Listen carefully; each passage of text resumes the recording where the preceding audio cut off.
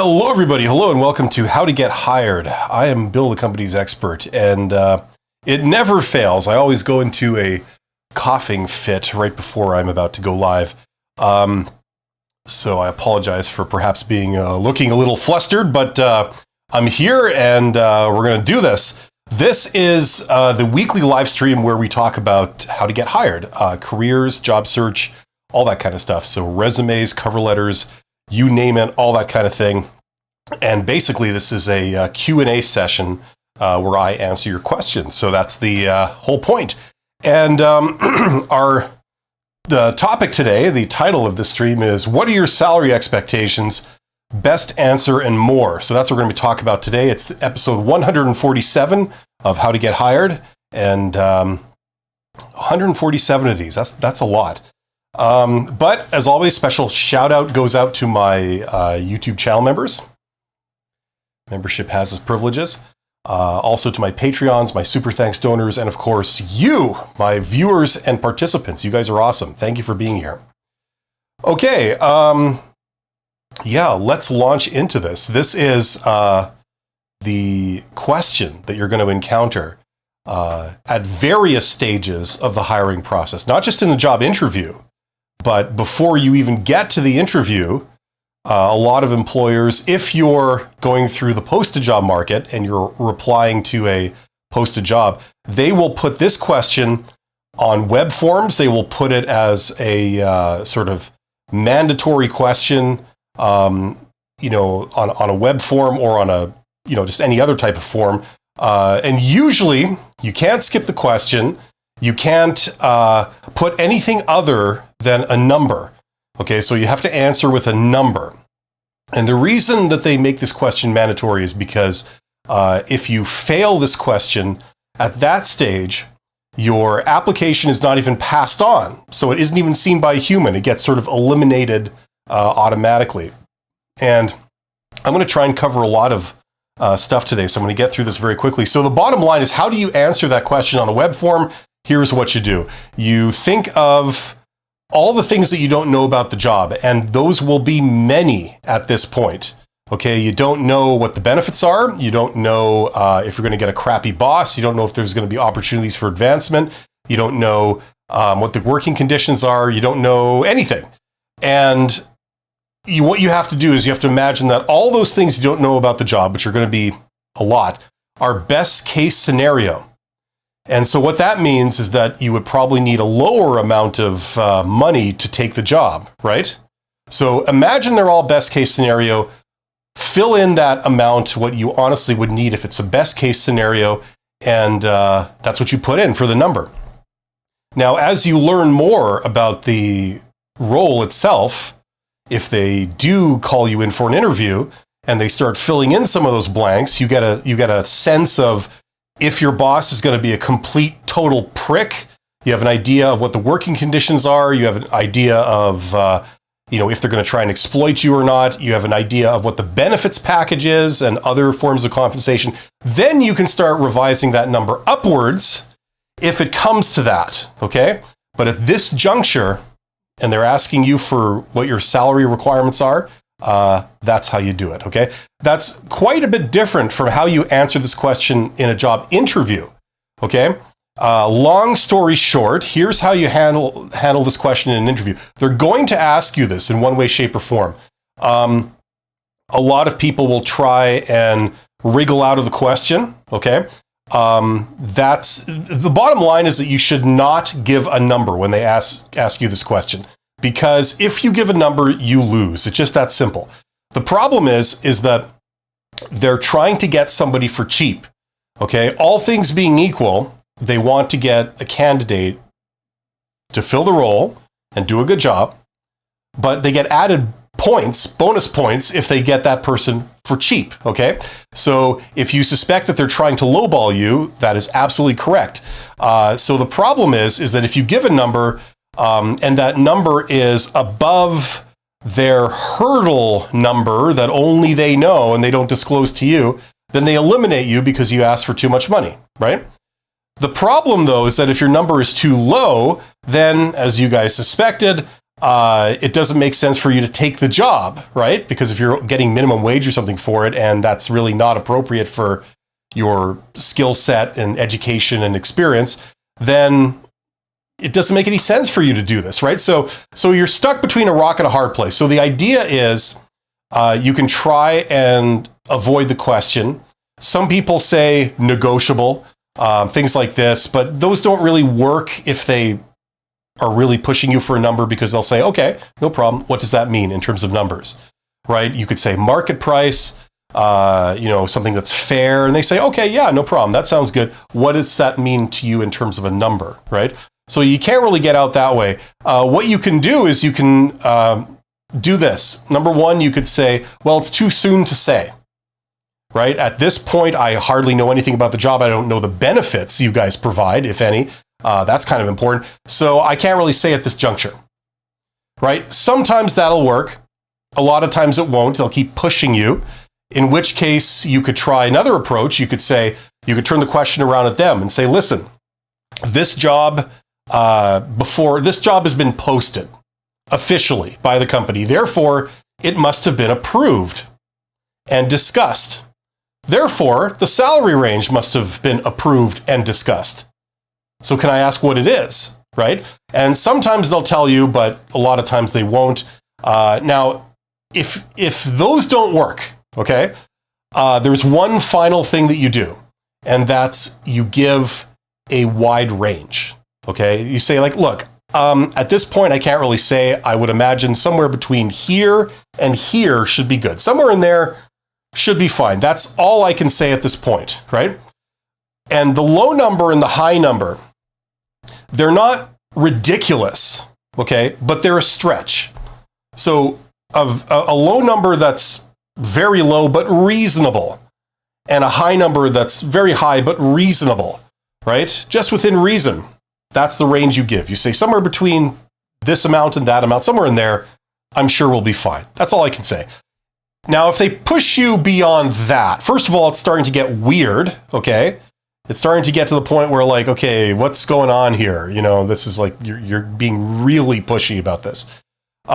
Second thing is you don't actually give anything else than the answer you've already given. You say like, well, like I said, between here and here, that's unfortunately all I can say at this moment. I can't pare it down any more than that right now. Okay, so that's how you handle that question. But the question of salary is huge in the hiring process, and there's all kinds of factors. Oh, something I've heard that people keep posting in the comments is, just say you're under NDA, like a non-disclosure agreement.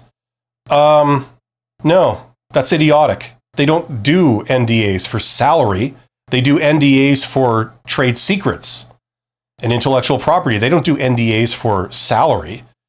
So if you say that, you might think that's very clever, but the recruiter can see right through that. They know you're lying because they know that nobody does non-disclosure agreements for like your pay. You know what I mean?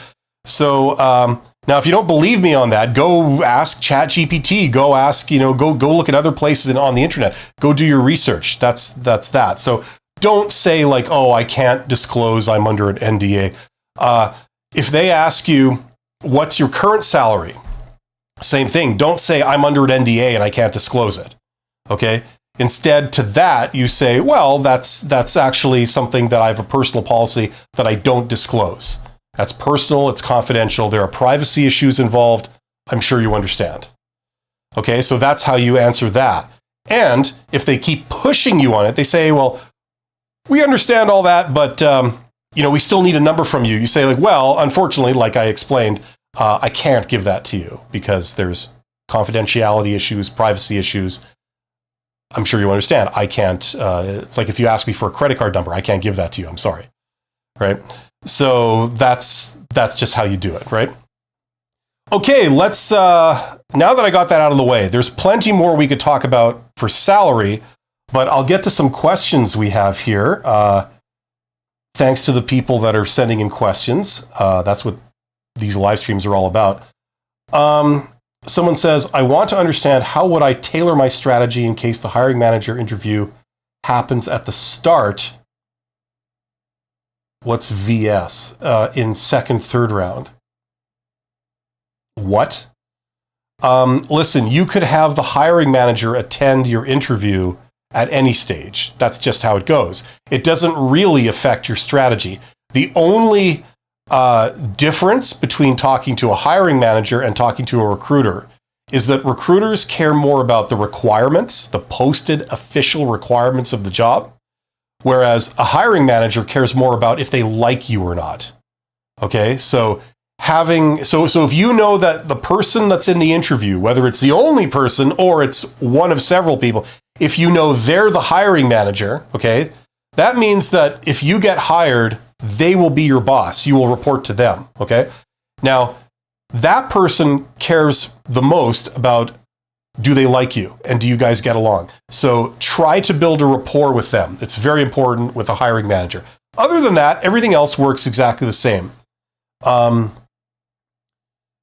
Someone says, by the way, I really appreciate your advice. It helped me secure 2 interviews. Okay, great. That's great to hear. It's always great to get your valuable insight. Well, thank you very much. Hopefully that helped. Somebody says hi. Somebody says, so hi back to that person that has an alphanumeric handle. Tommy says, why not lowball and then raise the salary at the end? Well, for 2 reasons. Number one, when you say, I will do the job for $1 or some equally low number, they will get the point. Okay, fine. You're not taking this seriously.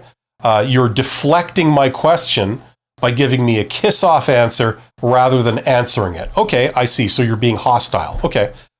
And they will respond accordingly. Okay, so either they will eliminate you for that, or they will take on a much more adversarial type position. The second reason why you don't want to do that is because if they say, what salary do you need? And you say, I don't know, 10,000. And they say, okay, fair enough. So they keep talking to you. You do another interview or something, and they get right down to the final decision. It's between you and 2 other people, okay? And they pick you, and they say, okay, they maybe confirm the salary. They say, like, in that final interview, they say, okay, so just to confirm, you're okay with 10,000. And you turn around and say, no, actually, no, I've decided that now I need 50,000, okay? They go, okay, fair enough. Well, you obviously have integrity issues because you told us one thing, now you're telling us something else. So we got a problem, right? So that's the issue, right? So that's why I advised the way I advised, which is you give a range. Okay, now the reason why you give a range is because they can't eliminate you because you ask for too much. That's the only reason they're asking that question in a job interview. It's not to try and accommodate you and see how they can satisfy you and we can make something work. No, it's to eliminate you. You want too much? You're gone. It's a pass-fail, sudden death type question. That's the only reason they're asking. So if you give a range, they can't eliminate you because you demanded too much. You gave a range that started pretty low and it was well within their range. You know, it goes high, but you say somewhere in here is fine. The other reason that's good is that it allows you to be able to raise the number later without going back on anything you said earlier. You didn't commit to a low number. You said somewhere in this range, somewhere in there will probably be fine, right? So you're not actually reneging on any statement that you made in this process, right? So that's why I advised you to give that answer. User says, hi, I'm a bit concerned about whether it's difficult to get a job these days or not in the financial sphere, banks, risk management, data analysis. May I know your opinion about it? Good jobs are always difficult to get. You know, that's pretty much the rule. And they kind of should be, right? You know, like any jackass that wants a job, you don't just give them, here you go, here's the keys to everything, right? Go. You know, it's usually not the way it works. Those jobs, there's a reason why people compete for them because they're highly desirable and, you know, they're not that easy to get a lot of times. So, You know what I mean? Now, what I can understand is being confused as to how to get the jobs. Because if you've been paying attention, you might have noticed that usually when they teach you in school, like the basics of how to get a job, they say, here's how it works. Go to a place where all the jobs are listed, right? Those are all the jobs. Apply to the ones you want, right? And the things that they say that they're looking for, if you have those, you'll get the job, right? That's kind of how you introduce people to the whole job search thing, right? Well, most people that have been doing this for at least 5 minutes, they know that that's BS. That's not, in fact, how you get a job. First of all, the obvious thing that I'm sure everybody has figured out by now is if you have all the stated requirements, that's no guarantee that you're going to get the job. And there's several practical reasons for that, right? The most obvious of which being that you have many qualified people competing for one position, one vacancy. So in the posted market. So that means by definition, most people are not going to get it, even if they're fully qualified, because they can only pick one person, right? Secondly, it depends on more than just the stated requirements, right? You're going to have other things. You're going to have a lot of soft skills, because the reality is that if you've got the chops, you can do the job, you have the qualifications. But let's say, for example, you're insufferable to work with. You know, everyone who deals with you goes away seething with anger because they can't stand you, because you're so off-putting.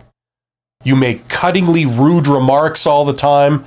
You know, you don't cooperate with people. You don't interoperate with people. It has to be your way all the time, right? That's a deal breaker, right? So there's a lot of soft skills that you also have to have. That's a huge hurdle for a lot of people. They don't yet realize that, like, okay, it's more than just being the qualifications. I got to have other things in there too, right? Okay.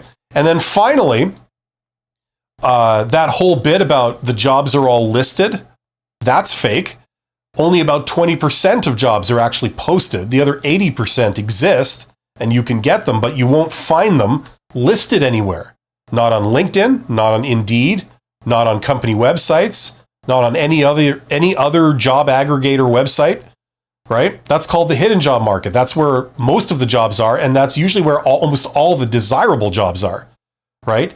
How do you get those? One word: networking, right? Now, for all the introverts that just heard me say that, your heart probably sank. Don't worry, because you don't have to know a single solitary soul. Networking also includes reaching out to employers. You don't know them, but you can reach out to them and you can get these jobs. Okay, so there's a whole universe of stuff going on there. Okay, so all I'm saying to you, user, is you can get these jobs, but it isn't just as simple as doing this default little convenient little process that you might have been told. Okay, there's a lot more to it because you got a lot of people competing for stuff. User says, right now I'm studying risk management, but I want to know whether there will be any obstacles for it or not, at least for that field of study. Yeah, there'll be a ton of obstacles, just like there will be in every field, just like there is. You know, you have to figure out all the different ways of getting jobs, or at least a couple, and figure out by observing and keeping an open mind what you have to do, right? Because they're not going to just tell you exactly what you have to do to secure a job, like a paint by numbers thing. Because if they did, everyone would just follow that and instantly get hired. And then that wouldn't work anymore because those jobs have been filled, right? So, you know what I mean? So you have to be open to learning about the process, right? And you have to go outside the system sometimes instead of just following a process they guide you through. Okay, you can do it. I don't want to sound like this is an impossible thing, because it's not. It's just that you have to be a little open-minded. You can't come out of school thinking I know everything when you've done nothing in the real world and then expect, oh yeah, I'm just going to do it like I assume it works, and then bam, everything works out. It doesn't work out like that for this stuff. Versus, that's what that meant. Okay. Any tips on virtual panel interviews? Well, panel interviews, whether it's online or in person, they work exactly the same way that regular interviews work, except the questions come from multiple people.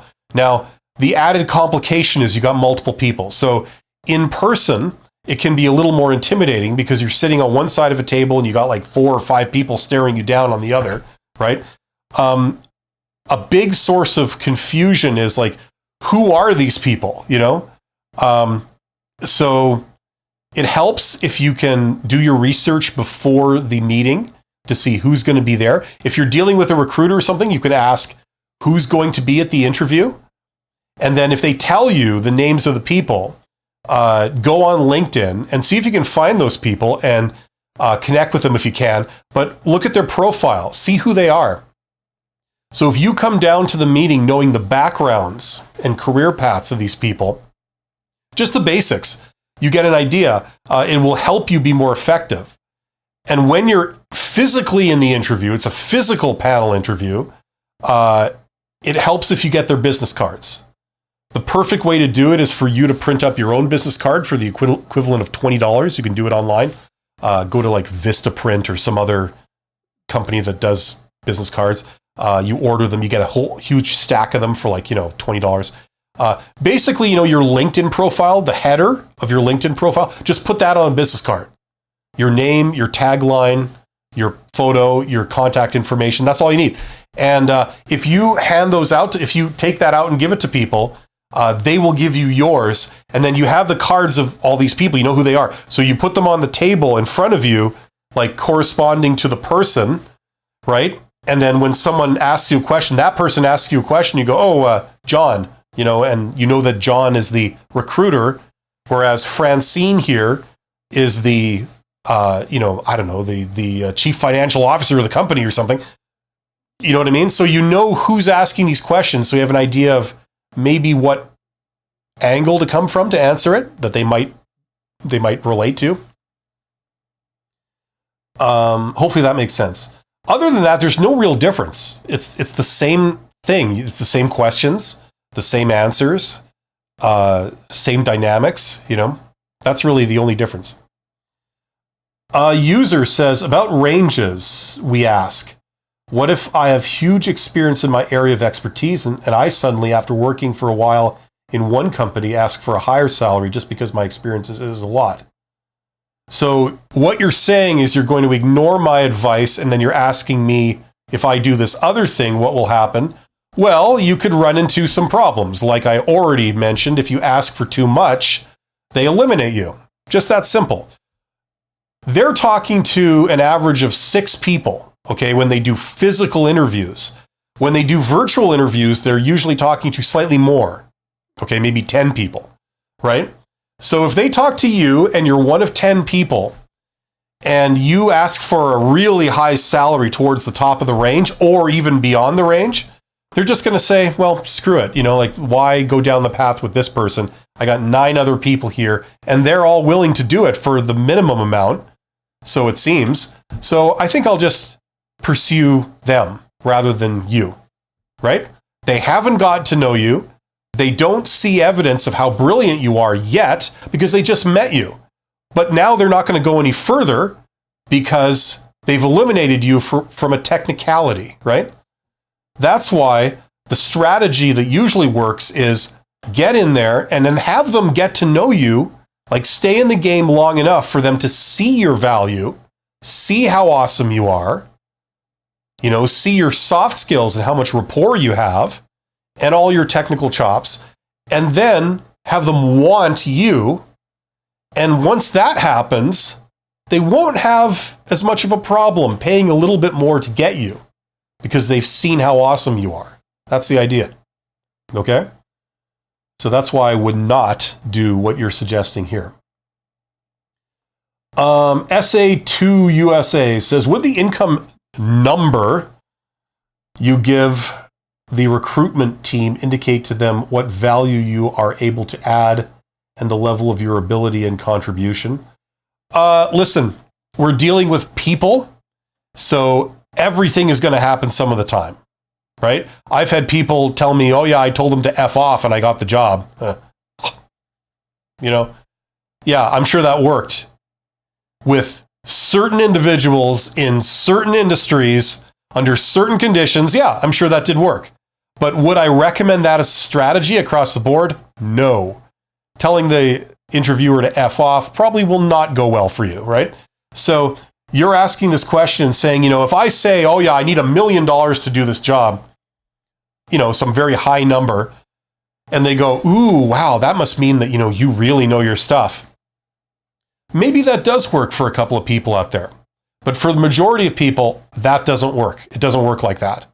You see, hundreds of people applied for the job if it's a posted job, right? And they're told that they have a range that they can offer, like in terms of compensation, right? And usually, officially or unofficially, if they get a good candidate for close to the bottom of the range, that makes them look like a hero, if it's a recruiter, okay? So you have a lot of things stacked against them wanting to just pay you an exorbitantly high amount of money, right? It's not always like that. The primary thing they're looking for is someone who can do the job really well. But if you're dealing with a recruiter, recruiters care about requirements.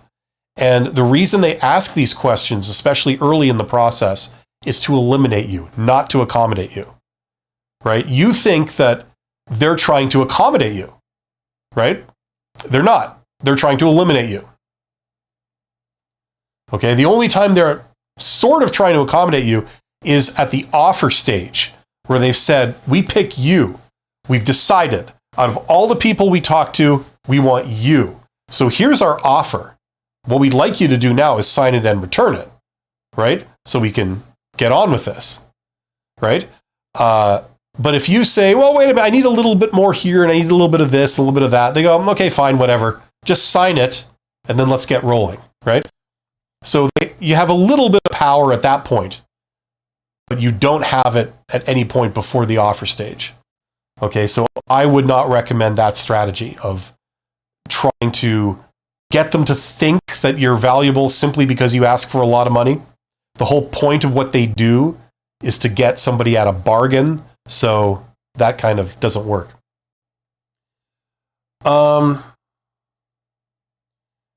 Okay, you've said companies sometimes basically flat out lie about salary ranges and limits. If earning, are you going to challenge me on that? If earning $72,000 and looking at a similar job at a new company with a posted range of $55,000 to $60,000, think they'd get to 72? I don't know. I mean, how am I supposed to know? I have no idea what the job is. I have no idea what industry we're talking about. It's possible, but what are like the odds? I have no idea. Yeah, it's possible, but it's also not possible. You know what I'm saying? Some companies will, some companies won't. If it's the government, for example, probably not. They're probably not going to be lying about their salary ranges. If it's the government, that's like one extreme of the continuum, right? But some, smaller or mid-sized, company in the private sector, they probably will be, especially for if they're looking for like manual labor jobs or something like that. They'll use every trick in the book to haggle you down, right? And if they can make you think that you're getting a good deal, then that's what they want, right? Because the reality is they could pay a lot more if they wanted, but they want to get you for cheap. And if you just accept it, then they got away with it, right? You really have to look at the situation. It's not going to be possible to say with certainty, but you can make an educated guess based on, what industry they're in, like the nature of that industry. If they're in like a boom or bust cycle at the moment, that also affects it. I'm saying like the culture of that industry. Culture means how they do things there, right? For example, if you're in the used car sales business, I'm sure they'll totally haggle you down, shamelessly. You know what I mean? If they're in the banking industry, well, it might be a bit more forthright. right? User says, got it. Thanks for the insights on jobs. You're absolutely welcome. About them eliminating you, as I said in this scenario, I have a lot of experience and I'm probably the one who is doing this job the best. Will they try kicking me out anyway and try on newcomers? User, are you at the interview stage? Because if you are, you're not getting this. You're missing the whole point. You see, interviews are not about your qualifications. They're not. The application stage was about your qualifications, right? The reason why they want to talk to you in person is because they want to know what you're like as a person, right? They don't give a rat's ass if you've got 10 PhDs and you're Albert Einstein. They don't care. Because if you're insufferable, they will not pick you. The end. You know what I'm saying? Like, that's the reason they need to talk to you first. They want to make sure that on a personal level, they can work with you. There's no red flags, right? That's what the job interview is about, right? Don't be fooled by the fact that the content of the interview, a lot of it is about your stuff off your resume, right? If they had a problem with your resume or your application, you would not be at the interview, right? That's the idea, okay? They sifted through hundreds of resumes of people who applied and picked out an average of 6 people to interview. Do you really think they would pick anybody whose resume indicates that they are not qualified to do the job? Right? Interviews are about who you are. Okay, about who you are as a person. It's about soft skills. That's really what it's about. Now, if you don't believe me on this, or this doesn't sound right to you, don't take my word for this. Go out and look at how the real world operates. I'm sure everybody here has been to interviews where, you didn't feel like you were the most qualified person. You didn't feel like you were a real technical authority, but yet they gave you the job, right? Other people, you'll feel that you were like a shoo-in in terms of the qualifications. You had everything they asked for and more, right? You excelled in every category of all the things that they were looking for, and yet they rejected you flat out, right? At an interview, right? Like, you went down to the interview, and then after the interview, that's it. It's over. Sorry, no dice, right? That's because it's not about your qualifications. The thing that also fools people is that when you ask for a reason, why did you eliminate me? What do you always hear? You always hear these first of all, a lot of people just won't say. And then when they do say, it's these very canned, cliched sort of things, right? It wasn't the right fit, or we decided to go with someone who had skills that were more attuned to what we were looking for, or something like that, right? Even though you met every single one of their posted requirements. It's because it's not about the requirements. It's about who you are as a person. And they will never say the true reason why they rejected you, for a variety of reasons, some of them legal, right? If you say, we spoke to 6 fully qualified candidates and we had to choose between them. We had to pick one of the 6. And it was very hard because all these people were all really qualified and they were all great as individuals too. I wouldn't have had a problem working with any of them. If I had 6 open positions, I would have hired all 6. But I couldn't. I can only hire one. So what's the reason why you didn't get the job? It's very tough to say, but it's along the lines of, I just liked that person better than you. Sorry. It's going to be silly things like this, but they can't say that. Does that qualify as bias? Individuals have sued companies in the United States for saying stuff like that, right? So for that reason and others, they will never tell you like what their thought processes were, right? So if you've noticed these kinds of discrepancies, this is why those exist. It's because the interview is not about your qualifications. It's about who you are as a person. That's what they're really looking at. By the way, if you want to go deeper with me, you want to get all my advice all in one place, how to get a job in the posted job market and how to get a job in the hidden job market, especially if you're an introvert, check out this, my Get Hired course. Link in the description. More about that later. Okay, where were we here? Okay, I think I was here. A lot of experience. I'm going to do this job. I think that was user. That kind of. Yeah, that was. Okay, so the next person is Quayon. Is that how you say that? I have recruiters ask for my last four of my like 4 digits of your social security number and the month and the year of my birth. Is that a scam? Listen, I'm not in the United States, so I don't know about social security numbers or what they would need that for or what they can do with it. So I don't know. I can't answer that. That's an America specific thing. Sorry. Bunnyman says, thanks. You're welcome. Ocean Sound says, new subscriber here, but the first one we spoke about extrovert and introvert. I am extrovert. You said we are obnoxious. That was rude. I am not that. I'm social in coffee shops. Okay, I don't recall saying that all extroverts were obnoxious, but I'm sorry if that's how it came out or that's what you took from it. I don't mean that. I deal with a lot of introverts. I deal with a lot of extroverts. What I probably said was that a lot of extroverts are obnoxious to introverts. And it's certainly not all of them. It's a subset of them. And that's the risk that they run, right? The problem with introverts is that introverts are just, well, one of the faults is that they're just blunt. They're overly blunt. They'll just spit it out, no matter if it's rude, if it's like a cuttingly rude comment. They're not tuned into everybody's feelings and sensibilities. That's the classic flaw of introverts. Everybody's got, strengths and weaknesses. The other thing is that, listen, I'm sure you're an awesome person and I'm not suggesting otherwise, but just to remember, you're not the one that gets to decide if you're obnoxious, right? It's in the perception of those around you that decides whether you're obnoxious or not.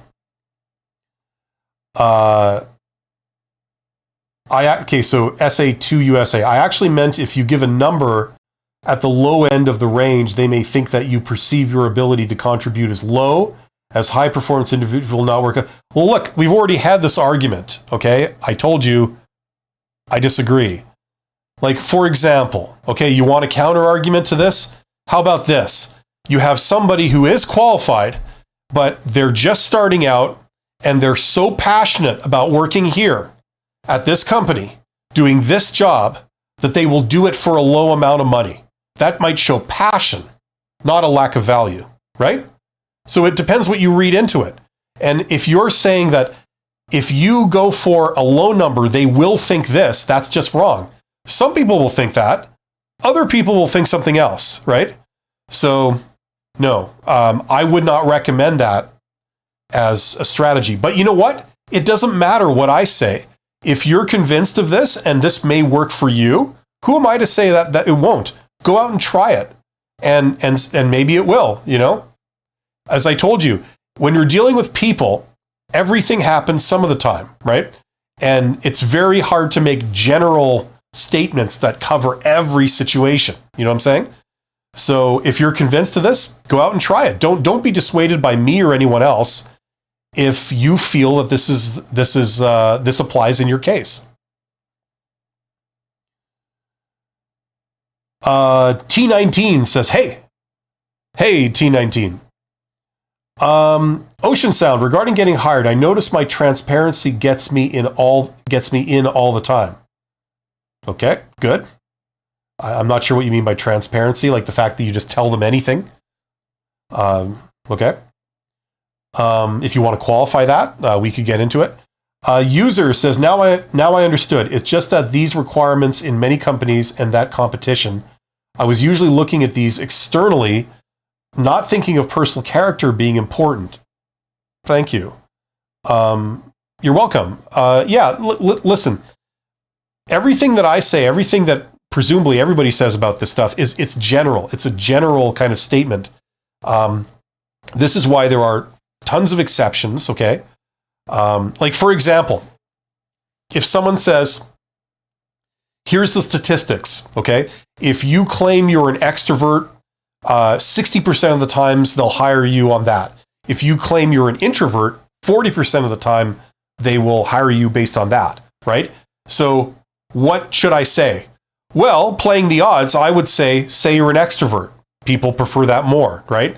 Now, does that mean necessarily that if you say you're an introvert, you can't get hired or you'll never be hired? No, it's just that it's slightly less likely statistically, right? So there are situations out there, a minority of situations, where they're actually only wanting to hire introverts, in which case, obviously saying you're an introvert is going to get you in, whereas saying an extrovert will get you eliminated, right? So my advice would be to say extrovert in that situation, because most of the time that works. So that's what we're talking about here, okay?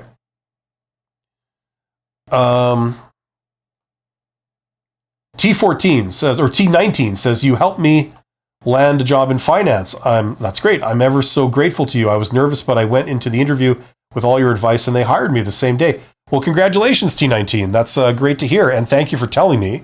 That helps me make my day too. And I'm glad that you're prospering there. That's great news.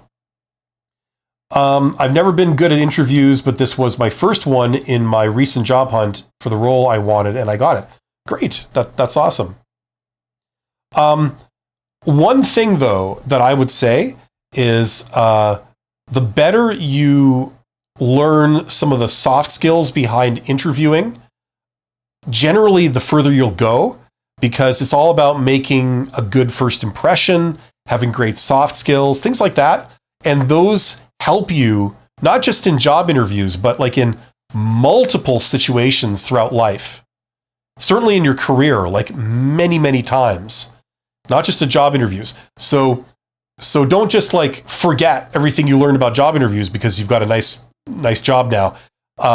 Retain that stuff and practice it. Like practice making a good first impression, practice being, very diplomatic and, not giving like rude statements and, like things like that will help you within your job too. Adam Ruck. That's a good solid name. I like that. Sometimes you just got to get your ruck on. On the topic of getting rejected from a job, how can you ask the hiring manager afterwards in a respectful way what things they think I need to work on for the next job that comes my way? You can do it like this. You can shut up and not say any of that. Okay? That's how you do it. Because, first of all, like I said maybe 10 minutes ago, they very rarely give you any feedback. And that's by design, because especially in the US, companies have been sued by unsuccessful candidates in the past, when they said like, well, why didn't you pick me? And they said, well, it was because of X. And then the candidate said, you can't make, decisions like that based on that kind of thing. I'm taking you to court. And companies have been sued and stuff, for stuff like that. So that's resulted in a lot of companies issuing actual HR policies saying to their recruiters and everybody else in the company, if you're hiring and you're interviewing, you are not allowed to give feedback. I don't care what the feedback would have been. You are not allowed to give feedback. It just is a blanket policy, right? There's other reasons too that have nothing to do with being sued why they don't give feedback. The thing is, so a lot of them, what they do is they give feedback, and usually it's false. It's misinformation. They'll say some cliche or some harmless thing or some totally vague thing. So they did technically answer your question. They're not being rude. But, it's safe for them, right? Because if they disclose the real reason, it might be kind of hard to defend. It might be saying like, well, look, I just talked to two people and sorry, I felt I liked them better. They just had more of a rapport, right? And that's when somebody says, well, wait a minute, you're biased against, me because I'm X, So here's the deal. You can't get feedback from recruiters. Recruiters don't work for you. They don't care about you. No offense to them. It's not their job to like help you work on yourself. The more information they give you as a candidate, the worse it is for them, because now that information is out, and it's like their algorithm, you know? The more you disclose about your algorithm to the world, the more people can game it and get around it and exploit it, right?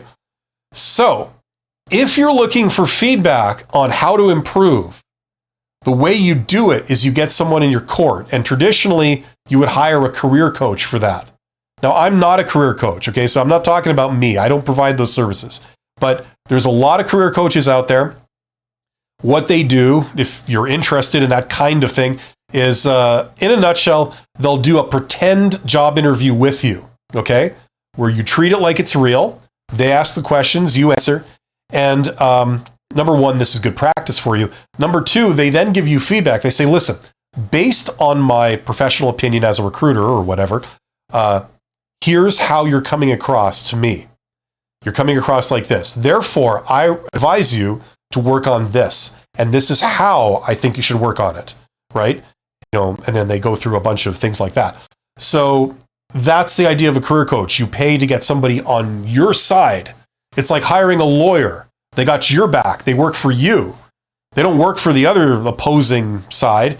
They work for you. So they're your ally in helping you get hired, right? So you can do that. Now, the poor man's version of that is you go to, if you have friends or like a friend or a family member that just loafing around doing nothing around your home, get them to help you. Get them to do mock interviews with you, where they pretend to be a recruiter or an interviewer, and then you do pretend job interviews with them, and you practice it. You say, you know, here's a list of questions you ask me, or go on the internet and make up your own questions, and then let's do this interview like it's real. And if it feels awkward, that's good, because that's simulating what a real job interview feels like, right? So this is great practice. Now, you do 3 or 4 of those a day for, say, 10 days. That's 30 to 40 of those. You're going to kick ass, because you'll have heard every question under the sun. You'll have answered every question like over and over and over. It's muscle memory, just locked in here. So when you go to an interview, you know, when they ask you whatever question, first of all, you're far more confident because you've been through this so many times. Secondly, whatever they ask you, you'll know how to answer because you've been through it so many times. You've said it so many times that, you know, it's automatic, right? So that's how you get good at things. Practice makes perfect. Learn the theory, like how to answer everything properly, and then practice over and over again. That's how you get good at sports. That's how you get good at musical instruments. It's how you get good at everything, including job interviews. Okay, and then if you're working with if you trust your friend or family member as an added bonus, like a side, like fringe benefit, they can also give you feedback and say, well, you know, you're in all honesty, you seem to be coming across very intense. You know, you need to just relax a little bit, dial it down a couple notches. You know, and like they'll give you feedback, and you know, if you trust them, you can get your feedback that way.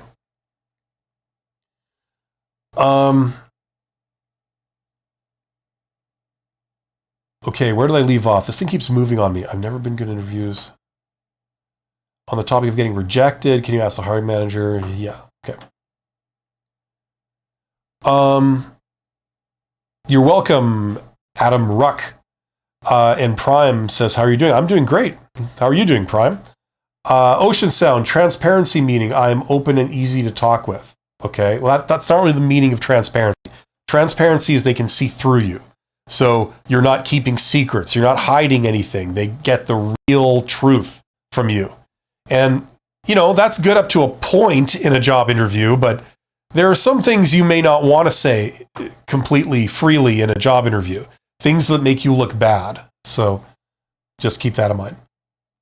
Ferrari says, recently had initial phone screen for a position. Unfortunately, the compensation was low for me. However, I think it would be a good job for my brother. Is it inappropriate to suggest my brother? Why would it be inappropriate? No, suggest your brother.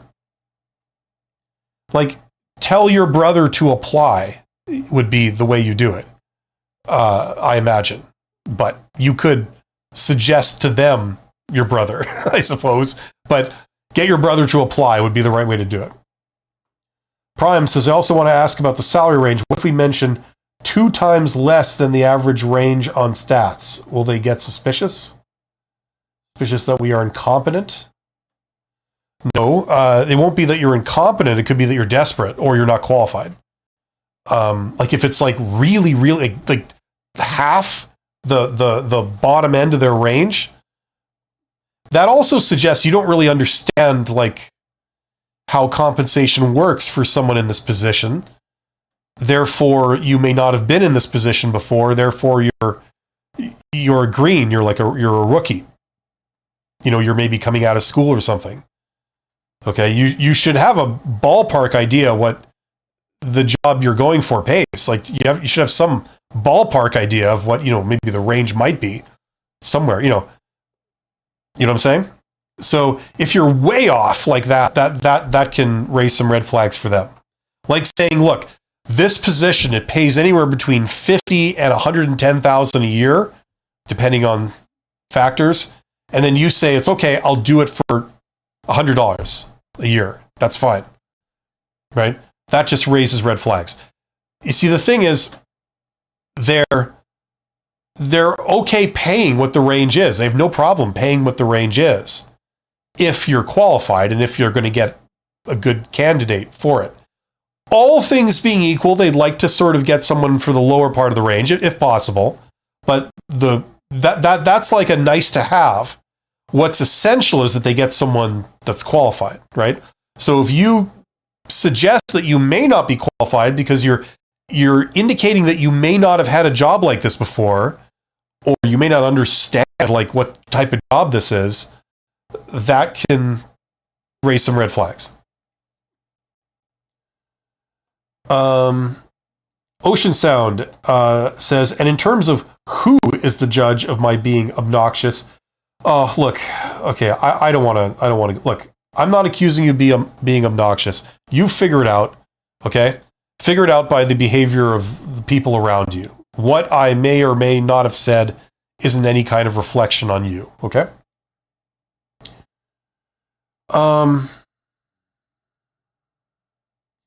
Guido says, how do you frame that you want to freelance on the side when communicating it to your employer?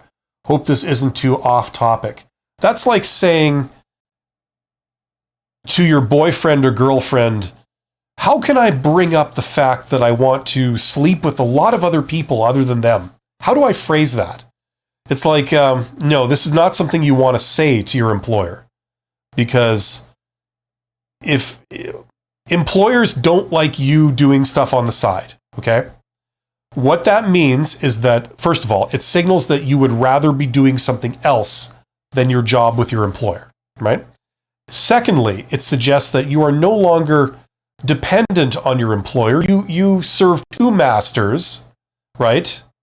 Your employer, which pays you money, and your freelance thing, which is really what you want to be doing, only it doesn't pay. And that's the only reason you're staying with an employer, right?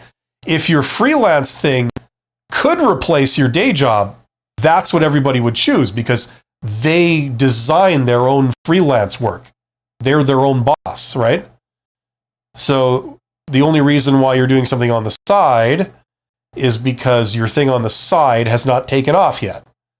And if it does take off, you're going to quit on your employer, right? So whichever way you slice it, they don't like you doing stuff on the side. So if they don't know about something you're doing on the side, then it's probably in your best interest to not inform them of it, okay? Doesn't mean you can't do stuff on the side, but just be aware that your employer will probably not be super thrilled that you're doing something on the side. Okay? Does that make sense? And DOS says, hello, I've been in talks with an old colleague about possibly joining her company. It seems promising, but has stalled out. How do I keep the conversation going without pushing too hard?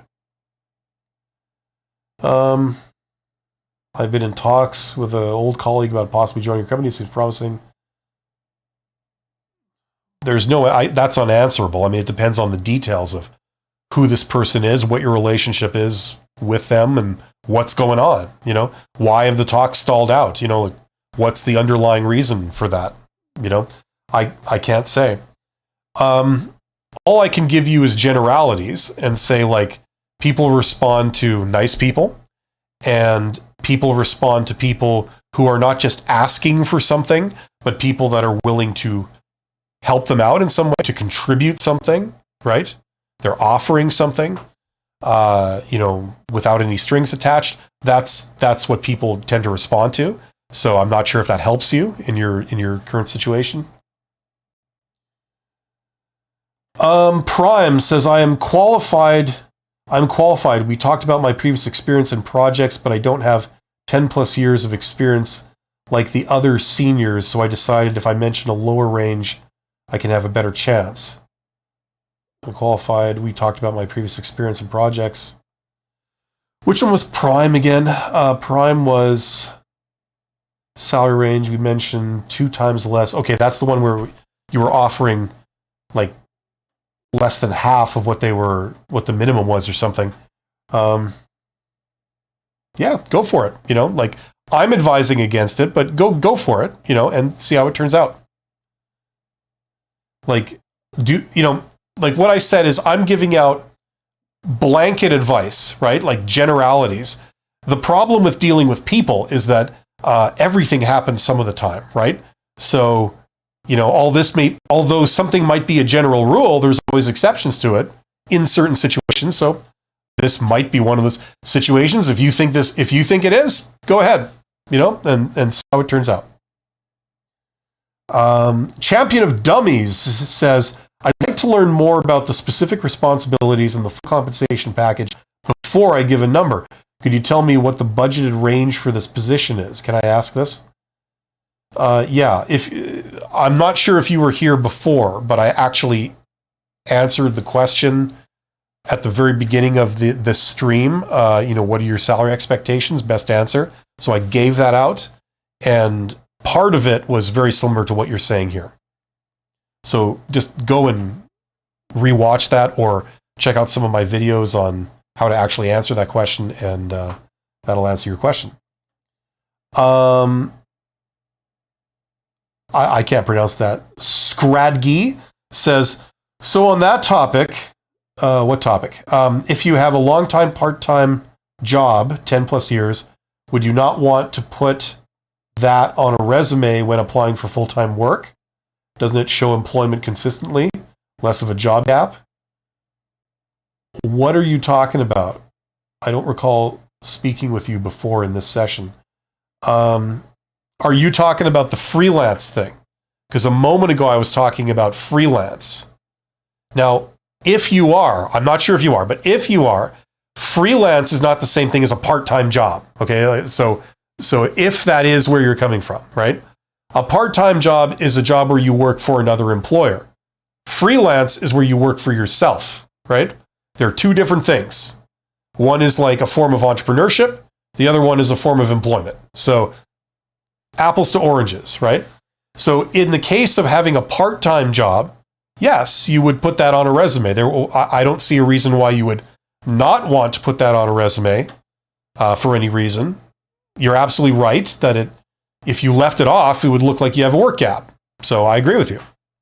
That's why you would put that on your resume, all things being equal. Andros says former manager. Seems okay. That was, you were in talks with somebody else. Okay, that makes sense. Prime says, but what would you do in my situation where you have to compete with other seniors that have 10 plus years? Prime is which one? I'm qualified to talk about my previous experience in projects. Like with other seniors, I decided if I mention a lower range, I can have a better chance. I don't know what your situation is, Prime. You're competing against other people for a job. I don't know in what context. And you're asking in an interview, can I, what was it? You want to lowball. You want to say, I'll do it for very little. Like close to the bottom of the range, or first of all, you don't know their range. Even when they post a range, you never really know if that's accurate, right? So, depending on the situation. So, okay, what's your question? But what would you do in my situation where you have to compete with other seniors that have 10 plus years? Well, I don't know your situation. I mean, I've given you a blanket answer to how you would approach this question. And I know that you've said you disagree with me on the lowball thing. So you're saying you're going to lowball. And then you're saying, well, what would you do in my situation? Well, I would not do the lowball thing in your situation. That's what but I mean, to be perfectly fair to you, I don't know your exact situation. So, you know what I mean? Like, I could be wrong. Now, if you're asking in general, how do people compete for these jobs and get it, right? The number one thing that people want, first of all, they want someone qualified. The second thing that they want is they want someone they can work with, okay? And sometimes that's not a distant second. That's almost tied with number one, right?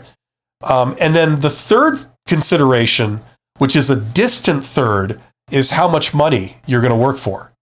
A lot of times, people really don't care as long as you have the first two. You're qualified, and that's usually not a stretch because in theory, everybody they're interviewing with should be qualified. The only way they wouldn't be qualified is if they lied on their application. That's the only scenario where they're doing an interview with them, but they are not qualified to do the job, right? Because they handpick the people they want to talk to based on their resume and their application. So everyone they pick will be qualified to do the job, or it doesn't make any sense for them to talk to them, right? So the first condition is met. The second one is, do they work well with them? Do they like them? That's the big question mark. That's more important than how much money they're paying you in the vast majority of situations, right? If their salary range is between here and here, they don't mind paying close to the top if they're getting someone that they can work well with, who's qualified and they can work well with, right? So that's the thing you have to really work with. You go in there, you have a great rapport, you're super agreeable, super friendly, you become the person that they would want to work with. And if you can do that better than the other candidates that are interviewing for it, they'll pick you. It's that simple.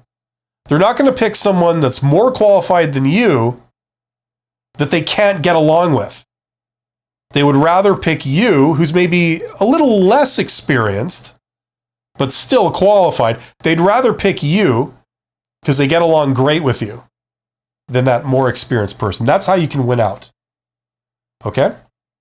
In the real world, why do people fail at jobs? And why do people leave jobs? I'll tell you, it's not because they're not qualified. It's because of personal problems. You just couldn't get along with your manager, right?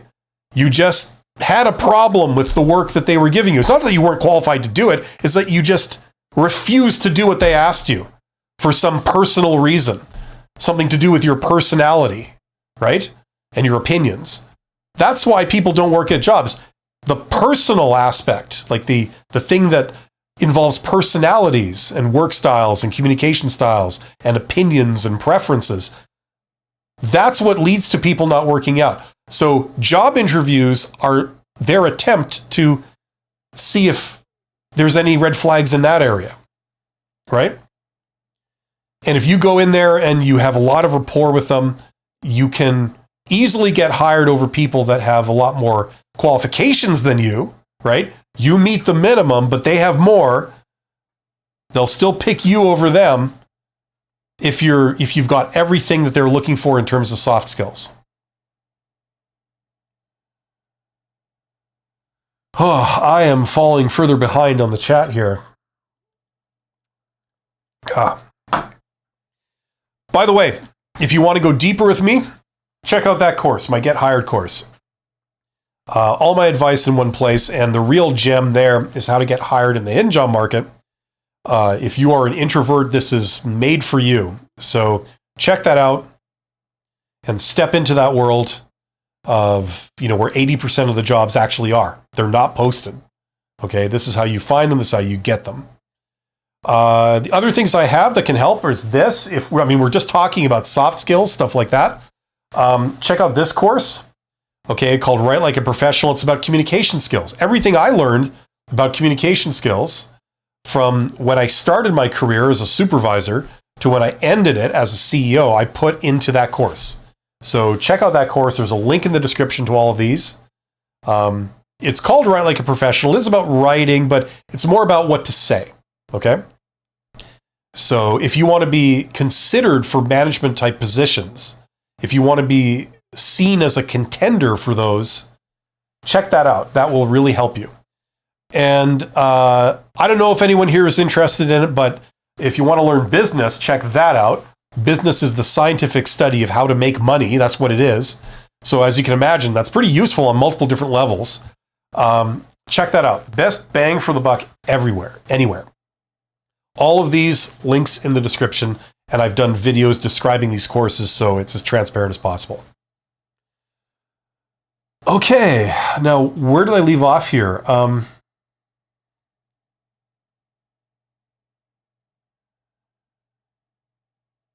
Okay, Champion of Dummies says, thank you very much, sir. You're welcome. Johnny says, hello, love the videos. Can I ask, is it better to negotiate the salary over the phone or over email after the offer is made? Do you tell them you need to think about it and then call back or email back? That's up to you. It really doesn't matter. You can go over whatever channel you want. I personally would do it over email in that situation, because now you're talking about contracts. You're talking about agreements. Numbers are very important, and it's documented. You see, the problem with doing it verbally over the phone is that there's no record. There's no real record of that, of who said what, So if they respond over the phone and say yes, that doesn't really carry a lot of weight. What you want is them to respond over email and say yes, and then at least it's in writing. So it carries more weight. Is it the be-all, end-all? No, but it carries more weight than doing it all verbally. Verbally, people can promise the earth and the sky and agree to it and then renege on that later, right? So that's the problem. I would do it over email, but that's just me. If you want to discuss something with them, then you would use the phone, right? Because then you can go back and forth, kick around ideas. They respond to it immediately, different suggestions, and then you decide what you're going to do. That should be done in real time in a two-way exchange. So over the phone would be a lot better than that than email. Email is not in real time, and it's not a two-way exchange, right?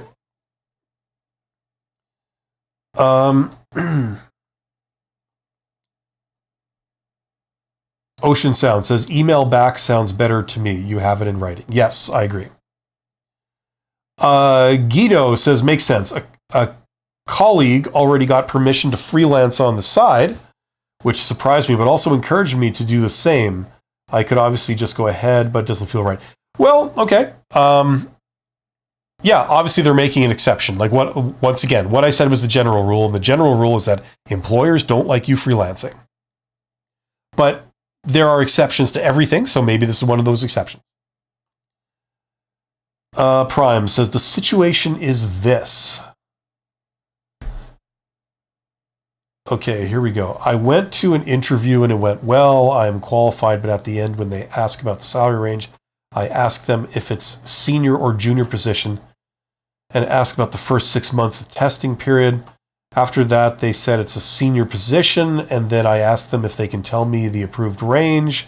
And after that, they said no. I gave 2 times less than the average range. Okay, I'm not sure if that continues. It really doesn't matter, Prime. You're going off what they say. I don't know what you're trying for here. My understanding is you're trying to get me to say to you that it's okay for you to lowball yourself and compete that way. And I just don't believe that that's the right thing to do. That usually doesn't work. So, that's my position on it. I don't know your situation. Now, when you give me this story, you're saying they said this and they said that. Yeah, and that could all be lies. You don't know. You know what I'm saying? So that doesn't really sway my opinion, So I feel like I've already sort of given you my position on that. So hopefully that makes sense. Catty says, I used your question, what is the approved band for this role? And they told me, and I was expecting 20% less. Thank you for your guidance. It makes a great difference. Yeah. Okay, good. I'm glad that worked. But once again, not to appear as someone who's never satisfied, but just so you know, they could be lying right to your face. When it comes to money, when it comes to salary, the recruiter is your adversary. In some respects, the recruiter is your ally, okay? Because their job is to find a qualified person and find winners that get hired. And you're a contender, and they want you to be a winner, and they're pushing for that, right? So in some respects, they are your ally that you're working with. But in other respects, they're your adversary, and nowhere is that clearer than on the salary issue, right? It's a win-lose. For them to pay you more money, they lose, right? You see, the thing is, it's not that hard to find a qualified person when you can offer them $100 million to do the job, right? You'll be able to find someone, and they'll be a good candidate that works out. I can pretty much guarantee you that, if you're paying them $100 million, right? The real challenge for a recruiter is to find someone who's a good candidate, who works out, but you don't have to pay the earth and the sky to get them, So that's the trick, right? So with recruiters, they have polar opposite incentives than you. They want to get you for as low as you would possibly accept. You want to get the job for as much as they'll possibly pay, right? It's polar opposite incentives. So when you ask them, what's the range? And they say this, there's a lot of incentives for them to lie. That's the problem, right? Now, sometimes they don't. I would say maybe even half the time they don't across the board, but sometimes they do. So just be careful. As long as you pass this question. So if they told you a range and you said, okay, well, within that range is fine. And they said, okay. And then you pass the question, then that's all we need right now. Just beware if you get to the offer stage, you're getting your information from them, and they have a vested interest in making you think that they can't pay very much. You should be very lucky to get this low amount of money. Everybody else gets paid this little amount of money too. They have a vested interest in managing your expectations and your understanding of this issue, right? So just be aware of that. Always corroborate as best you can whatever they tell you. Prime, after that they said a senior position. I asked them, okay. I already kind of responded to that. Catty, agree about the reason why people leave jobs. It is a sad truth, and I have been on both ends. It is hard to even find good examples, so this channel helps a lot. Well, good. I'm glad that rings true. I mean, it's a common thing. Why do people leave jobs? Usually the most common reason is a bad boss, right? They just did not get along with their boss. Right, that's the most common reason. It's not because the compensation was unsatisfactory. It's because they just couldn't stand their boss. That was the primary motivator. Murphy says, I don't really like interviews. The last job interviews, I got a panic attack. How to improve my interviews opportunity for a future job? What do you mean by improve my interviews opportunity? What does that mean? The grammar is incorrect. So I don't know precisely what you're talking about. Are you trying to get more interviews? Or are you trying to feel more comfortable in the interviews that you do get? So if you could please tell me which one of those you're asking about, I will be happy to respond. You're welcome to Johnny. How do you say this? John? Art? Sis? I'll just say John. John, I successfully passed the HR interview and I submitted my exam answers, okay? However, the salary is too low for the job. Can I still negotiate it? HR gave me the budget range. yeah, you can negotiate anything. But the thing is, the only time where it's possible to negotiate is when they've given you an offer. Okay? If you try to negotiate while they're still interviewing and considering other people, you lose because, they're talking to 6 people. One of them says, I'm going to need this very high amount of money or I walk. And they'll say like, okay, walk. I've got 5 other people I got to talk to. And I got to eliminate, 5 of the 6 people anyway. You're kind of eliminating yourself by playing hardball with me. So fine. That makes my job easier.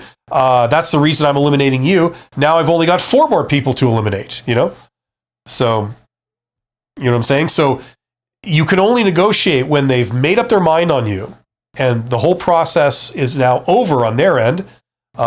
They've put work into you. They've drafted up a custom contract for you. They've done background checks on you, everything checked out. They've discussed it internally and they've got their heart set on you. And in their mind, it's all signed, sealed, and delivered. It's just a formality. You sign the employment agreement and then away we go, right? But that's the point where you could say, well, I need this and I need this and I need this. And if you just say yes to those things, then I'll sign it and then we can proceed, right? Then you actually have some power because it's painful if the process then stops and they have to go back and start making offers to other people, like maybe the runner-up or something,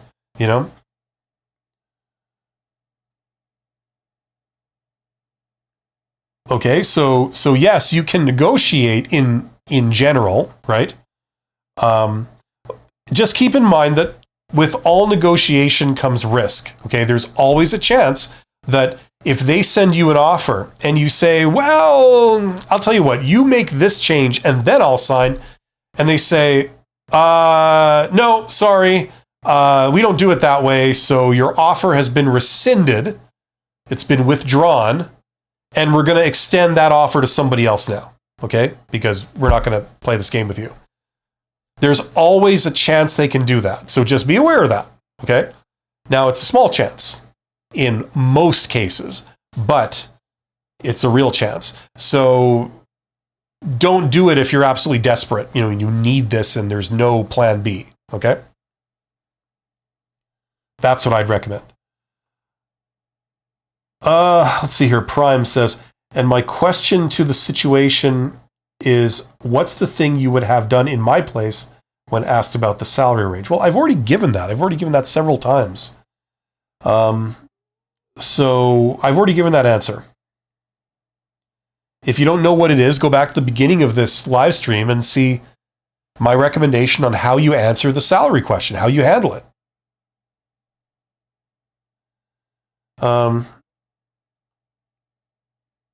I'm competing with seniors with 10 years of experience. Yeah, I know.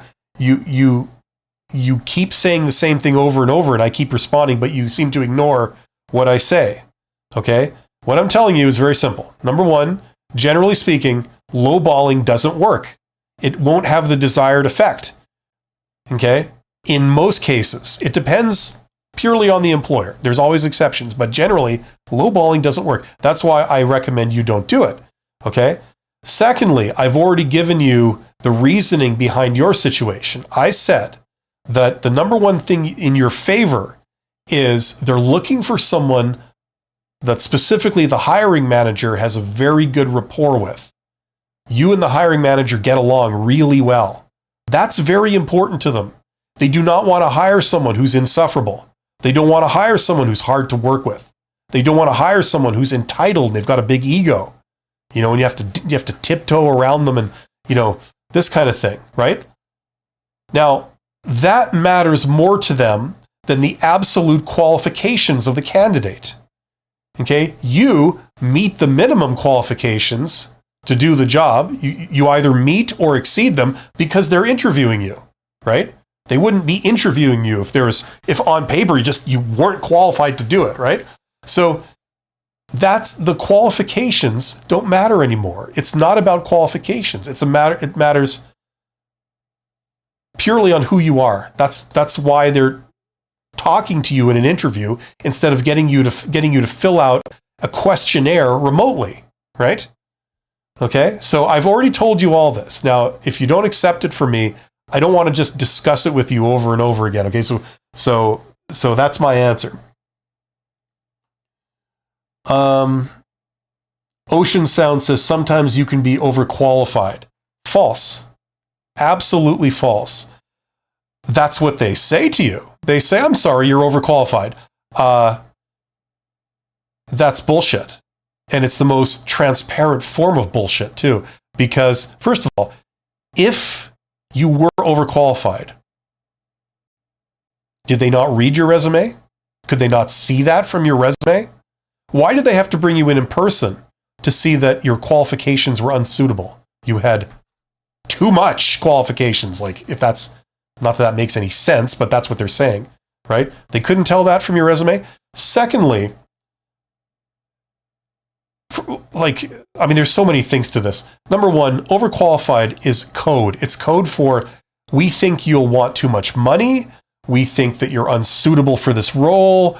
It's also a euphemism for any reason to eliminate you, right? Like, we find you off-putting and unlikable. We think you've got a really bad attitude. They're not going to say, I'm sorry, we think you have a horrible attitude and are a horrible human being, so we're not going to move forward. They're not going to say stuff like that. So what they do is they do damage control and they say, I'm sorry, you're just overqualified, right?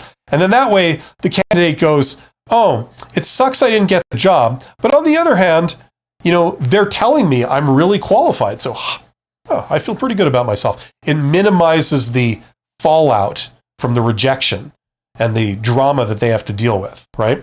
So it's a bullshit term. Think about it. How could someone be too good at a job? I'm sorry, you're just too good. We are a mediocre company. We don't hire good people. You're just too good. You wouldn't fit in here. Said nobody ever, right? So it's a bullshit term. And it's an example of them managing your expectations and your understanding of the situation. Now the follow-up is, so then personality takes somewhat precedence when getting hired. Absolutely. Now listen, if you don't agree with me, that's fine. You don't have to. You don't have to take my word for anything. I'm not asking anyone to take my word for anything. What I'm saying is, listen, if you have an inquiring mind and you do want to genuinely understand the reality of how this stuff works, and if you do, I applaud you. That's a great thing. And you want to do this in a somewhat objective way. Go out, keep your eyes open, try various things, and see the results. And don't form your entire opinion off one data point. Look for trends, look for correlations.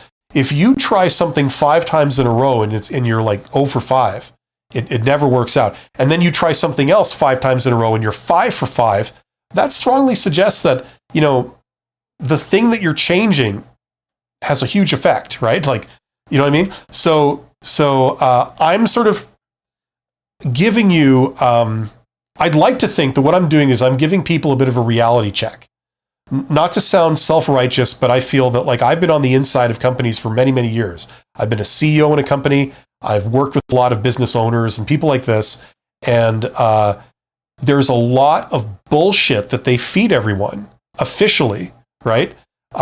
Because it's to their advantage to manage how people think. And we see that everywhere. And the hiring process, the official hiring process, is yet another example of that. That's why a lot of people can sense this disconnect. They tell you it should work one way, but then you try it doesn't. The results you're getting don't seem to jive with your understanding of how things are set up, right? And if you notice that disconnect, congratulations, you've taken your first step to understanding how the world and people really work, right? Because they lie a lot. They communicate very self-serving things a lot. Everyone does this. You do this if you examine your behavior objectively. And recruiters are no different. They're human beings like the rest of us. They have their flaws, right?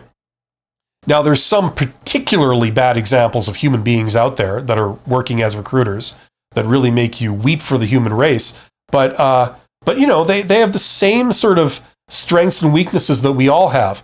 And if you were put in a position where you had to try and find who's the best candidate to fill this position, when it's a position that you yourself are not skilled in or trained in, you would have a lot of issues with it too, and there'd be a lot of imperfections. You also, generally speaking, don't want to offend people to their face. And if you are going to say something that's going to disappoint them, like, I'm sorry, we can't hire you, you know, you're going to go into a bit of a dance to try and manage that situation too.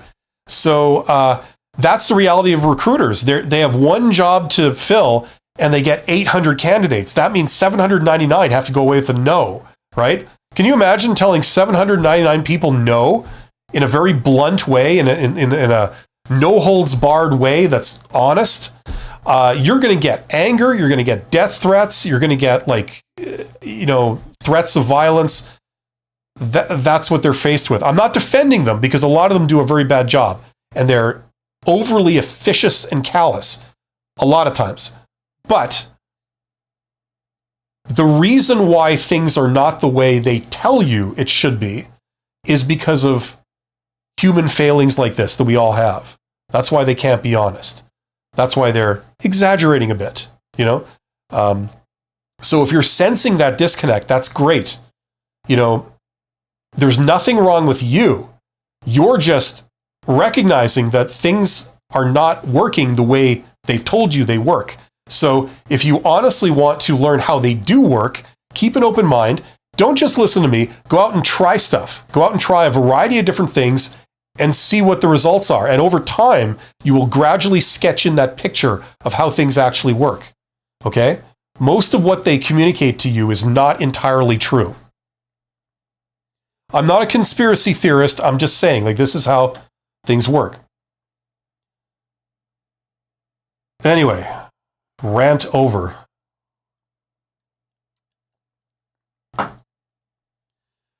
Oh, I'm having a job trying to keep up with the questions today. Thank you, by the way, for the people who are participating so vigorously and wholeheartedly with this. I appreciate it. Hopefully you're getting something out of this. Check out my courses. Check out I've got 2 other YouTube channels for what that's worth.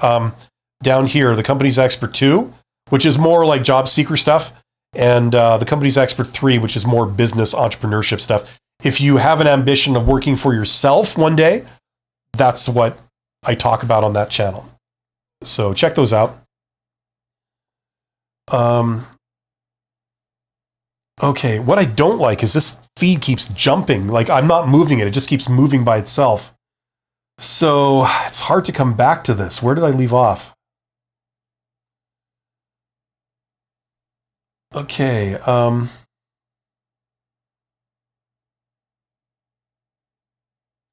Don't really like interviews. We did that. I successfully passed the HR interview, and I submitted the exam answers. Yeah, did that.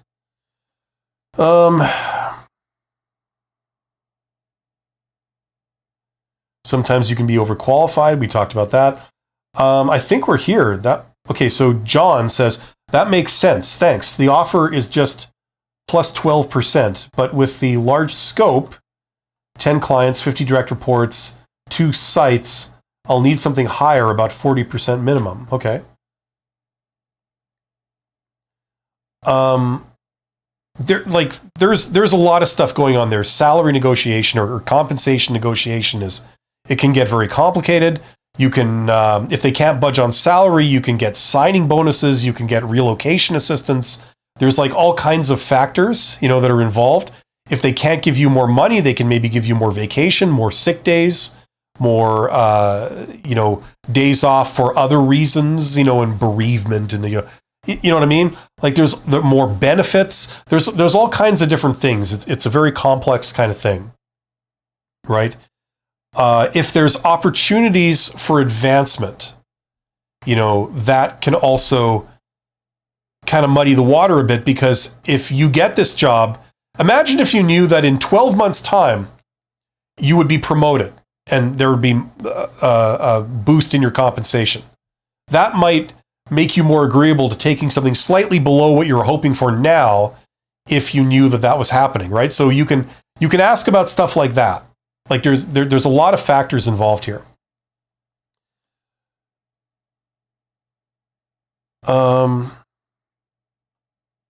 Okay, we talked about personality. We talked about seeing it on a resume.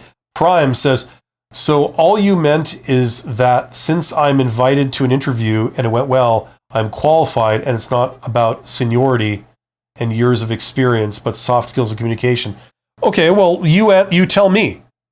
Seniority, can you not see that from someone's resume? Like, assuming that, you fact check the resume and they're not just fabricating their resume. Okay? Years of experience, you can see that on a resume. Why would you need to then bring the person in for a meeting to confirm years of experience, right? Okay. So seniority and years of experience, you don't need to talk to someone in person to determine those. You get those from their documents, right? That you then verify. Okay. Right? See, they know that stuff going into the interview. They don't need to do the interview to see how many years you've worked there or how many years you've done work with other companies. That's all on your resume. They then can call. What they would do then is they may say, give me some references, and then I will check, by calling these other companies that you claim you worked for and confirming that you indeed did work for them the time you said you worked for them. And that's how I can confirm years of experience, right?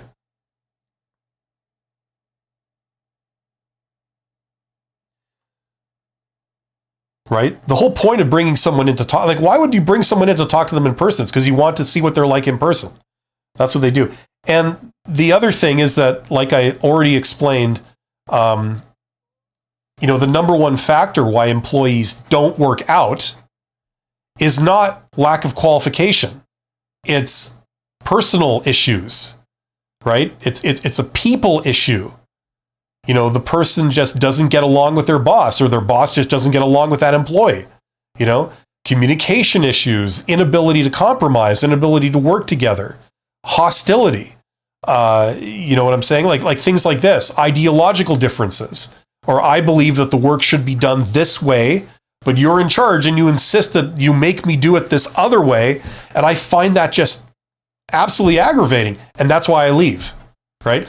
So the number one reason why people don't work out in jobs is personal issues. That's what in theory, that's what the job interview is looking for, right? They can tell, like, if you come into the interview and you're like, like that, and you say everything in a very hostile, aggressive kind of way. It's like, that's probably not the person that you want to work with. That's not only are they probably not going to work out, but they're going to cause all kinds of disruption with your other talented employees. They're going to drive some of them away, right? Because, you force this person to work with them and they don't want to do that. You know what I mean? So this is the kind of stuff that HR studies, right? They study this kind of crap. They do a pretty terrible job objectively too.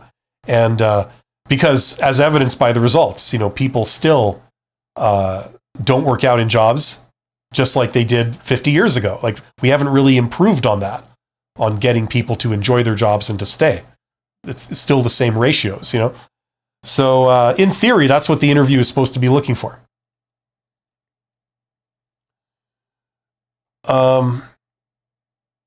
I have to wind this down in a couple of minutes. Okay, so I'll answer the questions that we have here, but I may not have time to answer anything beyond it. There are 30 people here. Thank you for being here. You guys are awesome. Check out that course. If you're having problems getting hired, that can teach you how to get hired in the posted job market and in the hidden job market. That's the real benefit of that course, because it covers a lot of things I haven't already said for free on my YouTube channel. So check that out if you're interested in that. And check this too. That will help you be seen as a contender for someone that they should promote upwards. So if that's important to you and that's what you're looking for, check out that course. These all have links in the description box under this live stream. Okay, let's see if we can finish this here.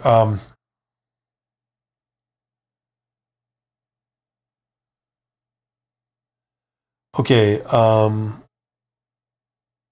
Prime says, also, how wide of a range I should say in terms of the average range when asked? They're asking you for the average range.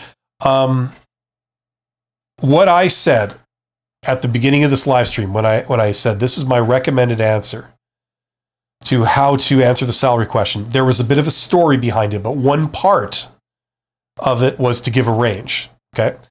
In that range, you're not talking about the average range. You're saying somewhere between here and here would be fine. That's your answer to the question, what are your salary expectations, right? You go to a job interview and they say, what are your salary expectations, right? You're going to try several techniques to avoid the question because giving a number is bad. You're damned if you do and you're damned if you don't, right? So if they really push you and there's no way to get out of it, give a range. So 2 numbers, say somewhere between here and here, right? It has nothing to do with the average range. That's not what we're talking about, okay? What you're going to do is you're going to give a low number to a high number. The low number and the high number are not ridiculous, but they're a stretch. They're pushing it, but they're still within the realm of possibility, okay? So that's how you come up with those 2 numbers, right? Now, if you know anything about the job that you're in, if you've done that job before, you will know this. You'll have an idea of like what the range is for that role, like approximately, right? If you've done research online, sometimes you can do research online and you get actually semi-accurate information, then you will have a ballpark idea of what, the range is for that role in your location, right? So that's how you come up with those numbers. You give a really low number, really high number. You say like, listen, somewhere between here and here, somewhere between 20,000 and 45,000, somewhere in there, I'm sure that'll be fine. And that's how you answer if they really push you, right?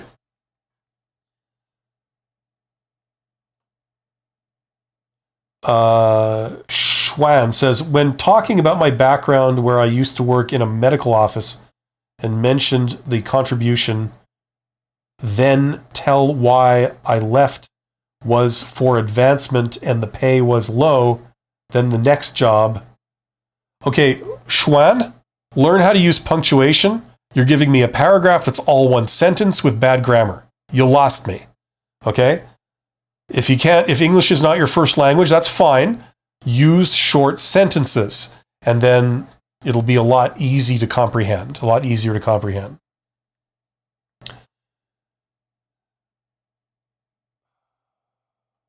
No offense, but did you ever get fired? Yeah, I got fired once. I got marched out of the building.